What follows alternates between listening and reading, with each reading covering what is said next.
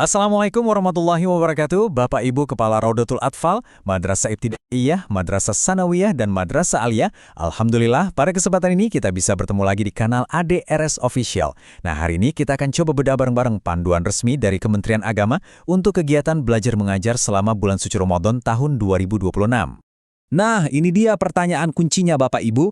Apakah madrasah kita semua udah siap menyambut bulan yang penuh berkah ini?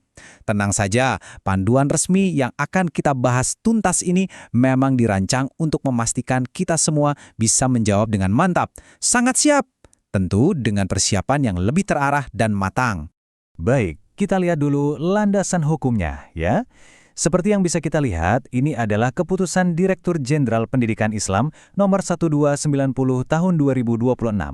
Ini penting banget Bapak Ibu, karena statusnya sebagai keputusan membuatnya lebih dari sekedar surat edaran. Ini adalah petunjuk teknis yang detil dan sifatnya mengikat, jadi acuan wajib bagi seluruh madrasah di Indonesia. Agar pembahasan kita lebih terstruktur dan mudah diikuti, kita akan membaginya ke dalam 4 bagian utama. Pertama, kita akan lihat tujuan dan temanya, lalu kita bedah 3 fase pembelajarannya, setelah itu kita kupas 4 model pelaksanaannya, dan terakhir kita simpulkan poin-poin pentingnya. Oke, kita langsung masuk ke bagian pertama. Sebenarnya, mengapa sih petunjuk teknis atau juknis ini dibuat? Apa ruh atau semangat yang ingin dibawa dalam pembelajaran Ramadan kali ini? Yuk, kita cari tahu! Jadi tujuan yang ingin dicapai itu sangat komprehensif ya. Ini bukan cuma soal acuan operasional atau administratif semata, tapi jauh lebih dalam, yaitu untuk memperkuat iman dan akhlak murid-murid kita. Kuncinya ada 2, memastikan pembelajaran tetap berkualitas tapi juga adaptif dengan semangat Ramadan, sekaligus mendorong integrasi antara nilai spiritual di dalam diri dan kepedulian sosial di luar.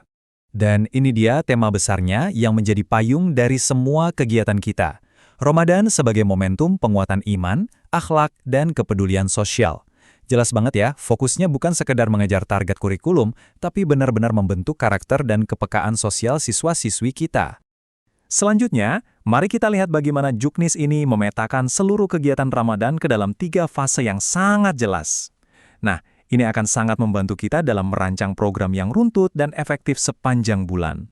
Di sini kita bisa lihat peta perjalanan Ramadan kita secara utuh. Alurnya keren banget, dibagi jadi 3 babak. Fase pertama, di awal-awal bulan, ini tentang membangun momentum di rumah. Fokusnya pada tarhib, menyambut Ramadan bersama keluarga.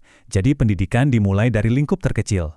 Lalu kita masuk fase kedua, ini intinya kegiatan di madrasah, pembelajaran tatap muka digunakan secara intensif untuk menanamkan karakter. Terakhir, fase ketiga, yang bertepatan dengan libur Idul Fitri, ini jadi ajang pembuktian, di mana siswa diharapkan bisa mengimplementasikan nilai-nilai sosial yang telah dipelajari di tengah masyarakat. Jadi alurnya jelas, dari rumah ke sekolah, lalu kembali ke masyarakat. Sekarang kita masuk ke bagian yang paling praktis dan mungkin paling ditunggu-tunggu. Juknis ini memberikan keleluasaan luar biasa bagi madrasah untuk memilih model pelaksanaan yang paling pas dengan kondisi masing-masing. Total ada 4 model yang ditawarkan. Slide ini memberikan kita gambaran ringkasnya. Ada tipe A atau mukim, ini mirip pesantren kilat yang menginap. Lalu tipe B atau full day, kegiatannya sehari penuh tapi tidak menginap. Tipe C atau reguler, ini khusus untuk anak-anak jenjang awal. Dan terakhir, tipe D, model darurat yang super fleksibel. Oke, mari kita bedah satu persatu lebih dalam. Tipe A atau mukim ini adalah model yang paling intensif. Tujuannya adalah memberikan pengalaman spiritual yang mendalam, persis seperti di pesantren. Sasarannya lebih spesifik, yaitu untuk siswa tingkat akhir MTS dan MA yang dianggap sudah lebih siap. Tentu saja, syarat utamanya adalah madrasah harus punya fasilitas asrama yang layak dan memadai.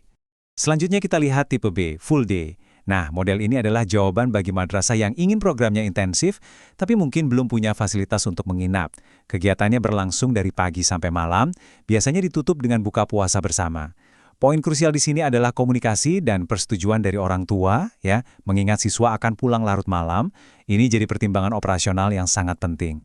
Nah, untuk siswa-siswi kita yang di jenjang RA dan MI kelas bawah, ada tipe C atau reguler. Durasinya lebih singkat, cukup setengah hari saja, dan fokus utamanya adalah pengenalan ibadah Ramadan dengan cara yang seru dan menyenangkan. Penggunaan media kreatif seperti video, lagu, dan permainan itu sangat dianjurkan di sini. Terakhir, ada tipe D. Model ini menunjukkan betapa adaptifnya juknis ini. Untuk madrasah yang berada di daerah bencana atau dalam kondisi darurat lainnya, model ini memberikan fleksibilitas penuh. Pembelajaran bisa dilakukan secara daring atau bahkan luring dengan lembar kerja. Yang terpenting di sini bukanlah target akademis, melainkan keselamatan dan kesehatan murid. Itu nomor satu.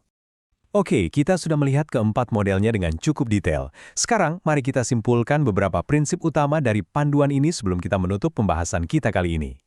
Jadi kalau kita tarik benang merahnya, ada 3 prinsip utama yang menjadi ruh dari seluruh panduan ini. Pertama, fleksibilitas. Madrasah tidak dipaksa pakai satu model baku, kita bebas memilih yang paling sesuai dengan sumber daya dan kebutuhan siswa. Kedua, fokus pada karakter. Ini menegaskan kalau esensi pendidikan Ramadan itu bukan cuma transfer ilmu, tapi pembentukan akhlak dan ibadah. Dan yang ketiga, otonomi. Panduan ini memberikan kepercayaan penuh kepada Bapak Ibu Kepala Madrasah untuk berinovasi dan menyesuaikan program sesuai kondisi lokal masing-masing. Demikianlah pembahasan kita mengenai petunjuk teknis pembelajaran di bulan Ramadan 2026. Semoga ini bisa menjadi panduan yang bermanfaat dalam merancang kegiatan yang benar-benar bermakna untuk anak didik kita.